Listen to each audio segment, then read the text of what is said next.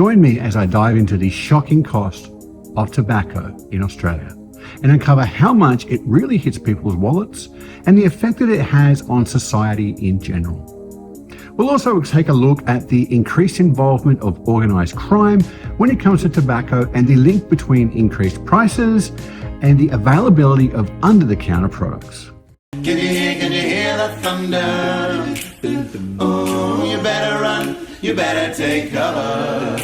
Oh. Smoking, as we all know, is a major contributor to serious health diseases, lung cancer, heart disease, but what's often overlooked is the significant financial burden it places on both individuals and families. Australia is the world's most expensive place to light up a cigarette, and to be a smoker there, it is only going to get worse as the federal government continues to increase their share of taxes, which now is raking in over $12 billion a year.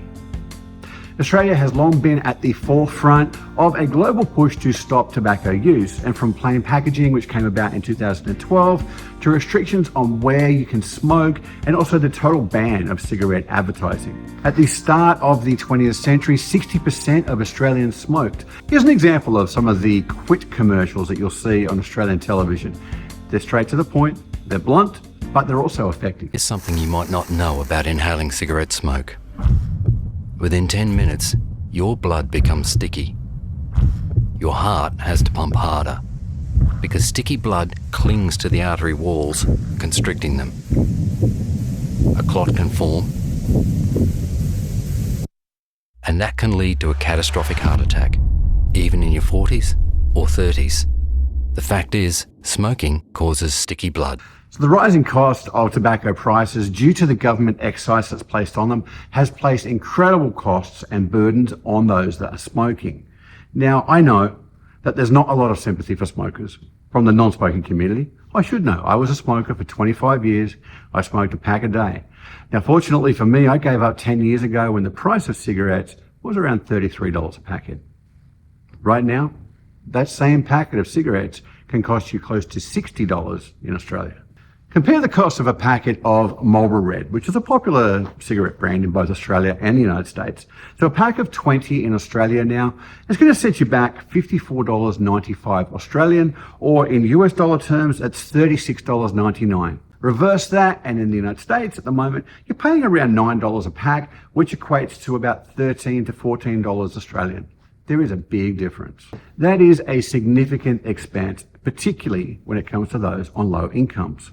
Smoking rates in the poorest parts of the country are still the highest. The national smoking rate in Australia is around the 12% mark, and it's been on a steady decline since the 1970s. The federal government has placed a national target of 5%.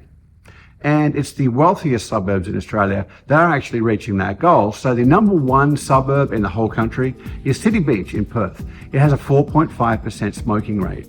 Compare that to some of the poorer areas such as Moree or Tamworth in New South Wales, where smoking rates are still above 30% and at 1970s levels. The worst state in Australia is Tasmania, which has a very high smoking rate. Smoking rates between Indigenous population of Australia and those with mental health issues as well still sit around the 30% rate. Now, 20% of those that are unemployed in Australia are smokers. When you look at how much you get paid on unemployment benefits, which is around $760 every 2 weeks, that just so happens to be how much it would cost you to smoke a packet a day. It doesn't leave much for food, rent, or anything else. So how do people survive? This is where organised crime and illegal tobacco come into the picture. On average, the government tax on a single packet of cigarettes is around $30. So that equates to about $2 per cigarette nowadays. It leaves a lot of wiggle room when it comes to illegal tobacco. When you cut out that excise, you can make a lot of money just on one packet of cigarettes. In the state of Victoria, organised crime has been exploding, and it's long been synonymous with the tobacco industry. It's a trade that has become violent in recent years with turf wars and the torching of tobacco stores.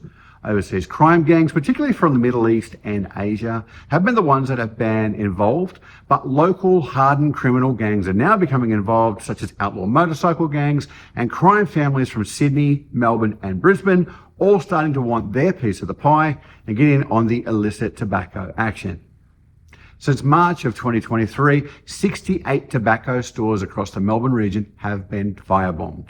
The vast majority of attacks are based around old school organised crime tactics. Basically those standover tactics, either pay me, join me, or I'll burn your store down. And that's exactly what's been happening. Task Force Luna was set up by the Victorian Police in 2023, and so far they have arrested around 62 people, including some minors as well. Police have also arrested members of the Finks motorcycle gang, which is one of the outlaw motorcycle gangs in Australia. The number one driver of this problem, though, is the enormous cost of tobacco. When the price hit $50 a packet, smokers said, hey, we've had enough. And now your everyday mums and dads who've never committed a crime at all are able to go into a store and purchase illegal tobacco at 50% off the price of the legal stuff. It's now estimated that a quarter of all tobacco products in Australia are sold on the black market. And when you can buy a packet for $10 as opposed to $60, I completely understand why. The Illicit Tobacco Task Force, it was established in 2018 by the Australian Federal Police, and it also involves the Australian Border Force. It was a year that it stopped more than 400 million illegal cigarettes from entering the country. 5 years later, that number increased by 400% to over 1.7 billion cigarettes entering the country illegally. Crime syndicates are flooding the market, importing illegal cigarettes through international mail, air and sea cargo, and misdeclaring or misidentifying containers in an attempt to evade authorities. For them, it's considered a low-risk, high-reward crime because the penalties are so low. In many cases, the penalty for being caught for importing illegal tobacco is just a small tax bill. More often than not, the alleged offender will be charged with goods in custody offences and will likely receive a small fine from a magistrate. The high cost of cigarettes also leads to an increase in individual crime. Armed robbery, where service stations are typically robbed. Just this month, a 14-year-old boy in Melbourne was charged after 4 supermarkets were targeted on a Saturday. And a gang of 3 robbing service stations demanding cash and cigarettes. 2 men were also arrested in a separate case where they had hired 20 children to go out on a crime spree, stealing more than $2 million worth of cigarettes. And just this weekend, a 12-year-old boy was arrested in Sydney with a series of armed robberies where he stole vapes. There's a healthy argument between lowering the price of cigarettes, which would in turn reduce the profits of the gangs and potentially decrease those crimes. The question is, would making cigarettes less expensive result in an increase in the smoking rate? It would be a very brave federal government that would take this approach, particularly when you look at how much money they are making, and the projection of a packet of cigarettes by 2030 is to be $100 a packet in Australia. Not only is it the unemployed or the lower income areas that are addicted to nicotine, the Australian federal government also has a smoking problem. And that $13 billion in tax revenue would have to be replaced somewhere if everybody decided to quit smoking. My question again would be, from where? In the United States, different states charge different tax amounts on cigarettes. This in turn leads to smuggling, but it's smuggling across state borders. One of the most notable places for cigarette smuggling in the US is in New York, where the cigarette tax is the highest in the nation at $5.33 a packet. Smugglers purchase cigarettes in other lower tax states, bring them across the border, for example, New Hampshire, which has a $1.78 tax per packet, bring them across to New York State, and you've already made almost $4 a packet just in the difference on taxes. Many of the southern states, such as Tennessee, which only charges 62 cents in tax per packet, or Georgia at 37 cents, but the lowest tax state of all is Missouri, which just charges 17 cents per packet. There is certainly a link between lower taxes, lower prices, and the smoking rate. When you look at West Virginia, it has the highest smoking rate in the country of 26%. It also has one of the lowest tax rates. The difference between the United States and Australia, though, is that the US does not have an organised crime problem that Australia does when it comes to illegal tobacco. Thanks for watching today's episode. I would love to hear from you guys in the comments below.